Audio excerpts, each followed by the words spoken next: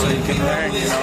It's like a fisherman doesn't get, you know, water on him. It doesn't work that way, you know. Everybody's been down, great fighters have been down, and then they got up and they proved themselves that they're a good fighter. And I told them down in the first round, I sat down, I said, forget about the first round and start boxing this kid, we'll catch him, you know.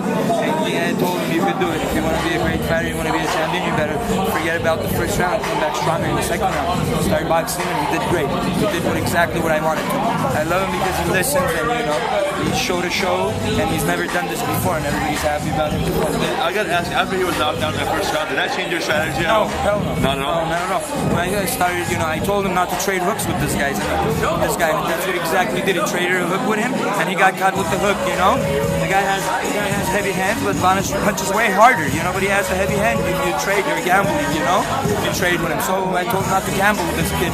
Vanes has much quicker hands and has better boxing skills. I told him to box this kid and don't jump in with those right hands, because he was jumping in with his right hands, and he was staying in front of the guy, and the guy was trying to swing his head off. So once he started, you know, placing those right hand shots and not staying in there, doing his combination, moving in and out, he looked great. That's how we stopped him. And in the last round, when we stopped him, I told him to start working on short punches, because the guy's coming in too much, you know. Bring the pressure a lot.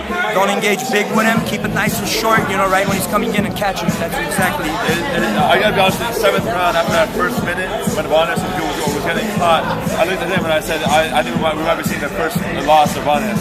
I mean, how much heart did it show for him? A lot of heart. I got excited at the end of the fight. We did a flip and we fell, you know. I was real calm when the fight was going on. And in the corner, I didn't even care, you know. But I knew he was going to do it. You know, I wanted him to box a little bit more. He was taking some shots in, but in the corner, when I was telling him to start moving and boxing, he was waving his hand at me and telling me I'm good, you know, I'm filling out the guy. And, you know, he did what he's supposed to do. The crowd likes it, you know. I would like him to box a little bit more instead of staying in there and getting caught with some big punches.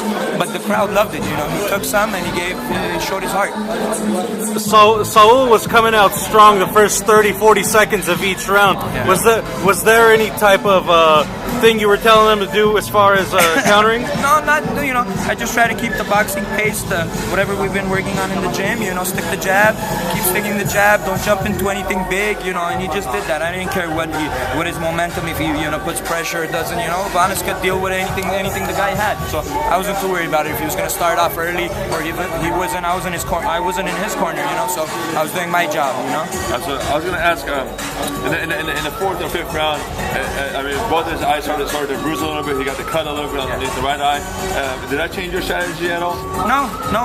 You know, we already had a game plan and we stick with it. And you know, I saw him getting a little bit fatigued sometimes and not moving and not working. And in the corner, I told him, come on. You know, I gave him the little bit, you know, words that could pump him up and get him back on his legs and start doing what he's supposed to do. You know, I'll just do it. In the 4th round, Vanes started telling the referee, "Hey, I'm getting headbutted. Is that a concern you guys had?" You know, it's now Vanes after this fight, he's gonna learn much more because he's been down, and you know, headbutts, all those stuff are gonna happen. He's just gotta stay more focused, and he will start getting more focused after this fight because he knows now he can take some shots, and even if he gets down, God forbid, he's gonna get up and finish fights. Were you happy? So, he will learn. Everything happens in boxing. If you lose your head, the guy might be doing that intentionally. If you lose your head, you're gonna lose the fight. Simple as that. Were you happy the way the referee handled it? As far as very happy. Right when Vanes had him down, you know, I told Vanes to jump on him because I knew the guy his legs were out. He hardly stood on the 8 count, you know.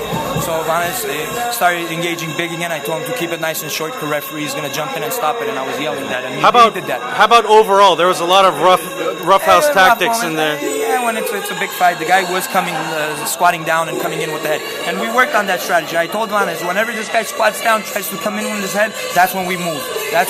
Right when you see him sit down on his legs trying to throw a big one, we get out of there. And sometimes he was staying in there, but you know. You mentioned he'll learn, and I know you guys have already talked about it with Gabriel a little bit about what the future holds for him. What do you want the future to hold for him? Well, I want Vanes, you know, he has such great talent. I want Vanes to be a world champion. The new one, baby, WBC. I'd have a silver belt. To be one of the best fighters, you know.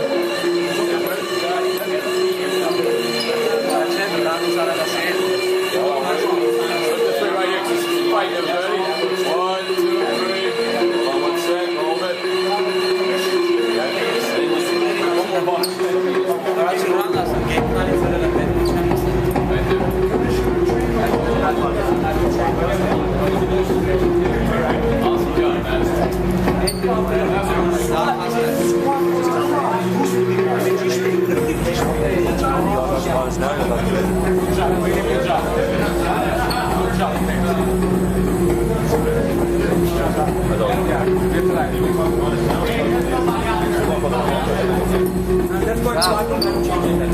Honest, how does it feel? Feels great, baby.